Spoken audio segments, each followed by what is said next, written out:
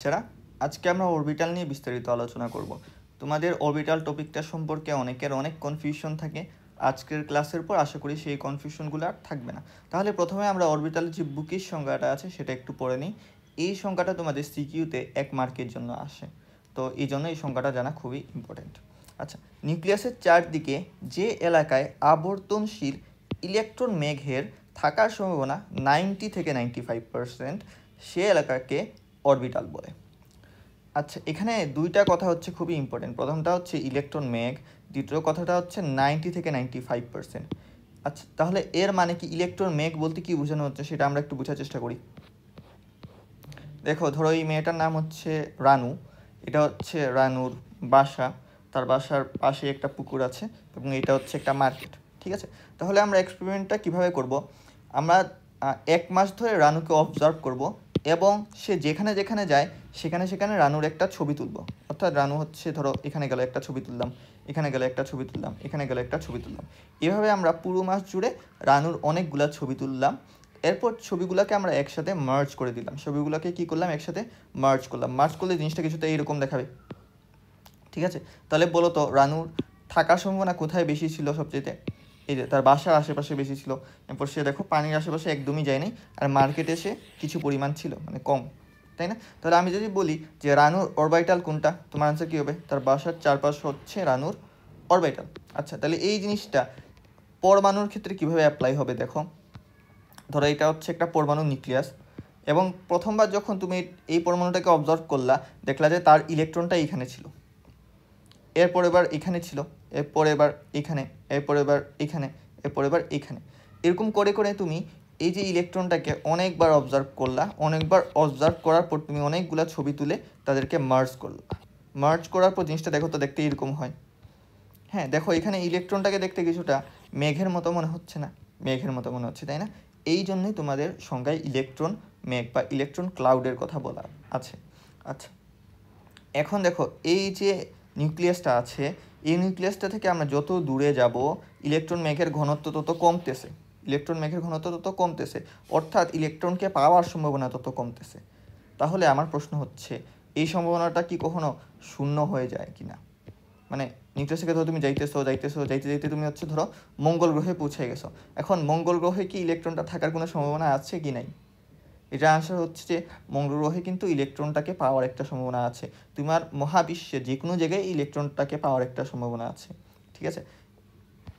অর্থাৎ তোমার নিউক্লিয়াস থেকে যে কোনো দূরত্বে ইলেকট্রনকে পাওয়ার সম্ভাবনা কিন্তু non zero, probability is non zero. তাহলে আমরা এই যে পরমাণুটা আছে, এই পরমাণুটা ইলেকট্রন যেহেতু পুরো মহাবিশ্ব জুড়েই থাকতে পারে, তাহলে আমরা পরমাণুর আকৃতিটাকে কীভাবে ডিফাইন করবো? আমরা কীভাবে বলে দেবো যে পরমাণুর যে শেপটা বা পরমাণুর যে আকারটা এটা হচ্ছে এই জায়গাটা পর্যন্ত, তাই না? তাহলে সেই জন্য হচ্ছে আমরা একটা কাজ করলাম, এই যে ইলেকট্রন মেঘকে অনেকগুলো এরিয়ায় ভাগ করলাম, ঠিক আছে? ভাগ করার পর আমরা দেখলাম একদম ভিতরের যে এরিয়াটা আছে সেখানে ইলেকট্রনে পাওয়ার সম্ভাবনা ধরো 60%, এর বাইরে হচ্ছে ধরো 70%। আচ্ছা, এই বাইরেরটা সহ যখন পুরো এরিয়াটা নিলাম তখন দেখলাম ইলেকট্রনকে পাওয়ার সম্ভাবনা 90 থেকে 95% হয়ে গেল। তাহলে আমরা কি বললাম? আমরা বললাম যে এই যে জায়গাটা আছে এই জায়গাটাই হচ্ছে আমাদের ইলেকট্রনের অরবাইটাল। বাকি জায়গাগুলোকে আমরা ডিসকার্ড করে দিলাম, অর্থাৎ এগুলো অরবাইটালের মাঝে পড়বে না। বুঝতে পারছো? তাহলে দেখো এখানে হচ্ছে আমরা একটা গ্রাফ আঁকছি, ঠিক আছে? গ্রাফটা কিসের গ্রাফ? দেখো গ্রাফের ওয়াই অ্যাক্সিস বরাবর তোমাদের কি দেওয়া আছে? দেওয়া আছে যে ইলেকট্রনকে পাওয়ার সম্ভাবনা, ঠিক আছে? আর এক্স অ্যাক্সিস বরাবর দেওয়া আছে হচ্ছে নিউক্লিয়াস থেকে দূরত্ব। তাহলে দেখো আমরা ধরো নিউক্লিয়াস থেকে এতটুকু দূরত্বে আসি, তখন দেখো ইলেকট্রনকে পাওয়ার সম্ভাবনা এতটুকু। আবার নিউক্লিয়াস থেকে আরেকটু দূরে চলে গেলাম, দেখো সম্ভাবনা কমে গেল। এরপরে নিউক্লিয়াস থেকে আরও দূরে চলে গেলাম, দেখো আরও সম্ভাবনা কমে গেল, ঠিক আছে? তাহলে নিউক্লিয়াস থেকে যত দূরে যাচ্ছি ইলেকট্রনকে পাওয়ার সম্ভাবনা আস্তে আস্তে তত কমতেছে। বাট দেখো এই যে গ্রাফের যে লাইনটা আছে এই লাইনটা কিন্তু কখনোই তোমার এক্স অ্যাক্সিসকে টাচ করতেছে না, ঠিক আছে? এক্স অ্যাক্সিসকে কিন্তু কখনোই টাচ করতেছে না। অর্থাৎ নিউক্লিয়াস থেকে যত দূরেই চলে যাও না কেন সম্ভাবনা কিন্তু কখনোই শূন্য হচ্ছে না। আচ্ছা, এই গ্রাফটাকে আরেকটা জিনিস দেখো যে ইলেকট্রনের থাকার সম্ভাবনা এটাকে সাই স্কোয়ার দিয়ে প্রকাশ করছে। আমরা যখন শ্রোডিঞ্জারের ইকুয়েশনটা পড়বো তখন দেখবো যে এই সাই স্কোয়ারের মানেটা কি। আপাতত জানো যে সাই স্কোয়ার মানে হচ্ছে ইলেকট্রনকে পাওয়ার সম্ভাবনা, কোনো জায়গায় ইলেকট্রনকে পাওয়ার সম্ভাবনাকে আমরা সাই স্কোয়ার দিয়ে প্রকাশ করি। আচ্ছা, এখানে দেখো আমাদের অনেকগুলো অরবিটাল দেওয়া আছে, দেখছো? এটা হচ্ছে এস অরবিটাল, এটা হচ্ছে তোমার পি অরবিটাল, এটা হচ্ছে তোমার ডি অরবিটাল, এখন অরবিটাল হচ্ছে একটা 3D জিনিস, ঠিক আছে। এখন যেহেতু এটা একটা 3D জিনিস, এটার 3D জিনিসের যে বৈশিষ্ট্যগুলো আছে ওই বৈশিষ্ট্যগুলো থাকবে। যেমন অরবিটালে হচ্ছে আমরা 3টা বৈশিষ্ট্য নিয়ে পড়াশোনা করব। কয়টা বৈশিষ্ট্য? 3টা বৈশিষ্ট্য। প্রথম বৈশিষ্ট্যটা কি? প্রথম বৈশিষ্ট্যটা হচ্ছে অরবিটালের সাইজ বা আকার, অরবিটালের সাইজ বা আকার। দ্বিতীয় বৈশিষ্ট্যটা হচ্ছে অরবিটালের শেপ বা আকৃতি, এবং তৃতীয়টা হচ্ছে ওরিয়েন্টেশন অথবা ত্রিমাত্রিক দিকবিন্যাস। তাহলে সাইজ দিয়ে আমরা কি বোঝাচ্ছি?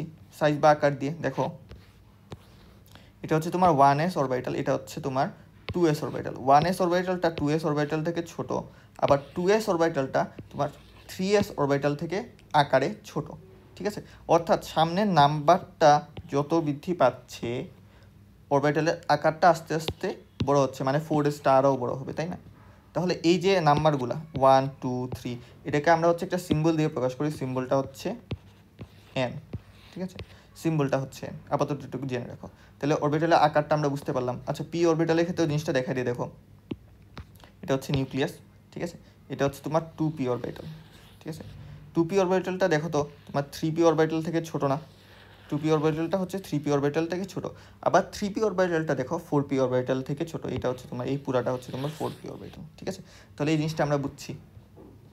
আচ্ছা, নেক্সট যে বৈশিষ্ট্য ওইটা হচ্ছে কি শেপ বা আকৃতি।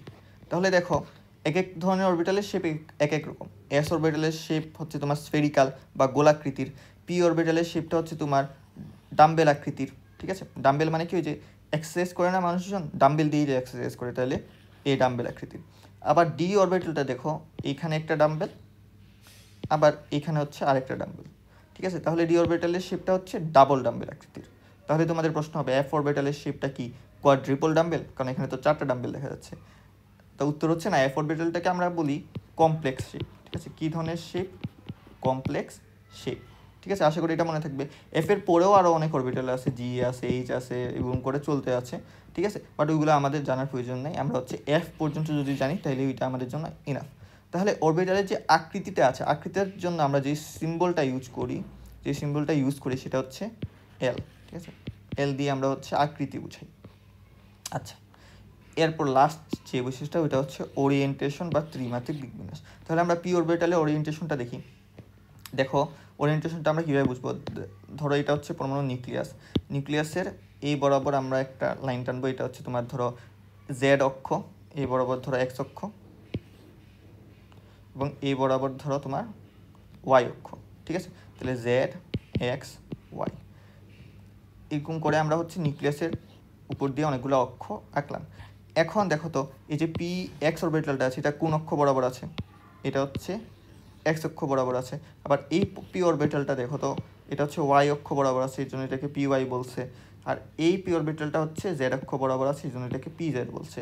অর্থাৎ পি অরবিটাল হলেও মানে এদের আকৃতি হচ্ছে ডাম্বেল আকারের হইলেও এদের কিন্তু ওরিয়েন্টেশনটা সেম না। কেউ নিউক্লিয়াসের সাথে এভাবে আছে, কেউ হচ্ছে এইভাবে আছে, আবার কেউ হচ্ছে এইভাবে আছে, তাই না? তাহলে এই জিনিসটা হচ্ছে ওরিয়েন্টেশন, যে সে কোন অ্যাক্সিস বরাবর ওরিয়েন্টেড বা কোন অক্ষ বরাবর ওরিয়েন্টেড, ঠিক আছে। এখন আরেকটা তোমাদের কনফিউশন থাকে যে উপশক্তি স্তর ব্যাপারটা কি? উপশক্তি স্তর হচ্ছে তোমরা যদি একই আকৃতির সেম অরবিটালগুলো সবগুলা ওরিয়েন্টেশন নেওয়ার পর সবগুলোকে যদি তুমি একসাথে রাখো, তাহলে যে জিনিসটা তুমি পাবা সেটা হচ্ছে উপশক্তি স্তর। দেখো এখানে তোমার সবগুলা 2p অরবিটালগুলো হচ্ছে রাখা আছে, হ্যাঁ। তাহলে দেখো 2p এক্স রাখা আছে, 2p ওয়াই রাখা আছে, 2p জেড রাখা আছে। এই সবগুলোকে আমরা একসাথে বলবো হচ্ছে পি উপশক্তি স্তর বা 2p উপশক্তি স্তর, ঠিক আছে।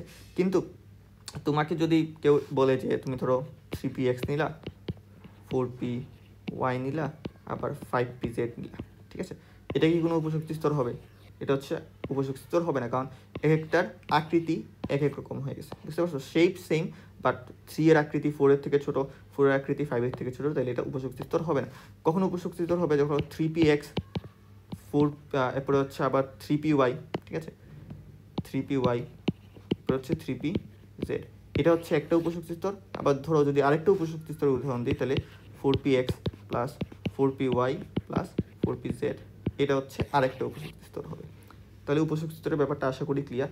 এরপরে দেখো ডি অরবিটালটার ওরিয়েন্টেশনটা দেখি। দেখো ডি অরবিটাল টোটাল কয়টা আছে? দেখো তো 1টা 2টা 3টা 4টা 5টা, তাহলে টোটাল 5টা আছে। হ্যাঁ, 5টার মধ্যে 4টার আকৃতি হচ্ছে তোমার ডাবল নাম্বেল, আর এটার আকৃতি হচ্ছে একটু ভিন্ন রকম, তাই না? তো তোমাদের যদি প্রশ্ন আসে যে ডি অরবিটালের আকৃতি কি, তোমরা অবশ্যই ডাবল নাম্বেলই দেখাবা, ঠিক আছে? এটা নিয়ে এত কনফিউশন হওয়ার দরকার নেই। এখন প্রথম যে ডি অরবিটালটা, এটার নাম হচ্ছে t x square minus y square. X square y square দিয়ে হচ্ছে ওরিয়েন্টেশন বোঝানো হচ্ছে। তো দেখো x square minus y square যদি তুমি দেখো, বুঝবা যে এই ডি অরবিটালটা হচ্ছে এক্স এক্সিস বরাবর এবং ওয়াই এক্সিস বরাবর অবস্থান করছে, ঠিক আছে? আবার তোমাদের যদি 3z স্কোয়ার দেওয়া হয়, তাহলে তুমি বুঝে যাবা যে এই ডি অরবিটালটা হচ্ছে dz বরাবর অবস্থান করতেছে, অর্থাৎ তার ওরিয়েন্টেশন হচ্ছে z অক্ষ বরাবর। আচ্ছা, কিন্তু তুমি যদি এক্স ওয়াই দেখো, তখন তুমি কি বলবা? তখন তুমি বলবা যে এই অরবিটালটা কোনো অক্ষ বরাবর অবস্থান করতেছে না, এই অরবিটালটা হচ্ছে দুইটা অক্ষের মাঝামাঝি অবস্থান করতেছে। কোন দুইটা অক্ষের মাঝামাঝি অবস্থান করতেছে? দেখো এখানে কি লেখা আছে, এক্স ওয়াই লেখা আছে না? তাহলে এই ডি অরবিটালটা হচ্ছে তোমার ওয়াই এক্সিস এবং এক্স এক্সিসের মাঝামাঝি অবস্থান করতেছে। একইভাবে তোমার ডি এক্স জেডটা হচ্ছে এক্স জেড এক্সিসের মাঝামাঝি অবস্থান করতেছে, আর ডি ওয়াই জেড হচ্ছে ওয়াই জেড এক্সিসের মাঝামাঝি অবস্থান করতেছে। আচ্ছা, তাহলে দেখো আমি যখন ওরিয়েন্টেশন বলা শুরু করছি, তখন আমি পি থেকে শুরু করছি, তাই না? এস এর কথা এখানে আনিনি। এস এর কথা কেন আনিনি সেটা তোমাদের অনেকের প্রশ্ন হতে পারে। তাহলে দেখো, এটা তো তোমাদের এস অরবিটাল, তাই না? ধরো এখানে হচ্ছে নিউক্লিয়াস আঁকলাম ওর, এরপরে হচ্ছে আমরা অ্যাক্সিসগুলো আঁকলাম। তাহলে দেখো তো এই যে এস অরবিটালটা আছে, এটা তিনোটা অ্যাক্সিস বরাবর সমানভাবে বিস্তৃত না, তিনোটা অ্যাক্সিস বরাবর সমানভাবে বিস্তৃত। এই জন্য এস অরবিটালে কোনো নির্দিষ্ট ওরিয়েন্টেশন নাই বা কোনো নির্দিষ্ট ত্রিমাত্রিক দিক বিন্যাস নেই। এটাও কিন্তু তোমাদের এমসিকিউতে জিজ্ঞেস করে, ঠিক আছে? যা যা বলতেছি সবই এমসিকিউতে জিজ্ঞেস করে। আচ্ছা, লাস্ট আরেকটা জিনিস হচ্ছে এমসিকিউতে আসতে পারে, সেটা হচ্ছে যে কোন অরবিটালে কয়টা লোব আছে। দেখো এস অরবিটালে কয়টা লোব আছে? একটা। পি অরবিটালে কয়টা লোব আছে? দেখো তো, 1 2, দুইটা লোব। ডি অরবিটালে 4টা লোব। বুঝতে পারছো?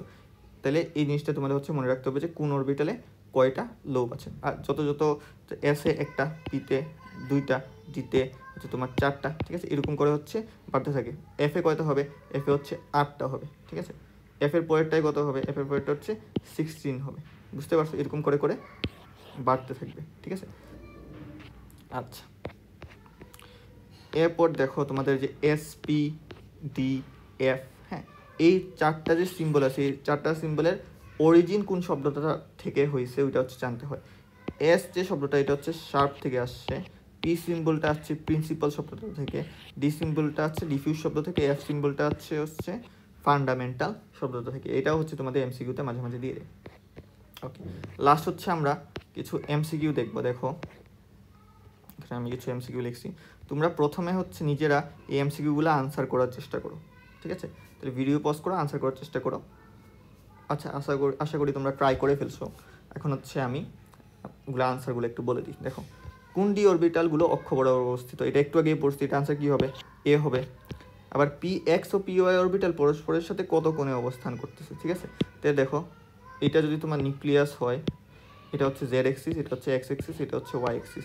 তাহলে দেখো এক্স এক্সিস বরাবর একটা পি অরবিটাল আছে, ওয়াই এক্সিস বরাবর আরেকটা পি অরবিটাল আছে, তাই না? তাহলে দেখো তো এক্স আর ওয়াই এক্সিস যেটা আছে, এক্স আর ওয়াই এক্সিস, এদের মধ্যবর্তী কোণ কত? 90 ডিগ্রি না? তাহলে আনসার কী হবে? আনসার হবে 90 ডিগ্রি। অনেকের প্রশ্ন থাকবে যে π/2 কেন হইলো না? কারণ দেখো π/2 এখানে হচ্ছে রেডিয়ান, মানে তার যে ইউনিটটা কিন্তু লেখা নেই, এই জন্য হচ্ছে π/2 হয় নাই। যদি 90 ডিগ্রি না থাকতো তখন হচ্ছে আমরা π/2 হয়তো আনসার দিতে পারতাম, বাট যেহেতু এখানে 90 ডিগ্রি আছে সেহেতু আনসার আমাদের 90 ডিগ্রি হবে, কারণ এটাতে ইউনিটটা লেখা নেই। বুঝতে পারছো? তাহলে এই ইউনিটটা অনেক ইম্পর্টেন্ট, এমসিকিউতে দাগানোর সময় এটা খেয়াল করে দেখাতে হবে। আচ্ছা, এরপরে আসো তোমার এস অরবিটালের আকৃতি কেমন। দেখো, আমরা এস অরবিটালের আকৃতি তো ডাবল নাম্বেল ডেফিনেটলি হবে না, এটা তো হচ্ছে তোমার ডি এর আকৃতি, তাই না? তাহলে এখানে বাকি যে 3টা শব্দ আছে, বাকি 3টা শব্দ হচ্ছে অনেক কনফিউজিং। একটা হচ্ছে তোমার সার্কুলার, একটা হচ্ছে স্ফেরিক্যাল, আর একটা হচ্ছে রাউন্ড। তাহলে এই 3টা শব্দের মধ্যে পার্থক্য কি?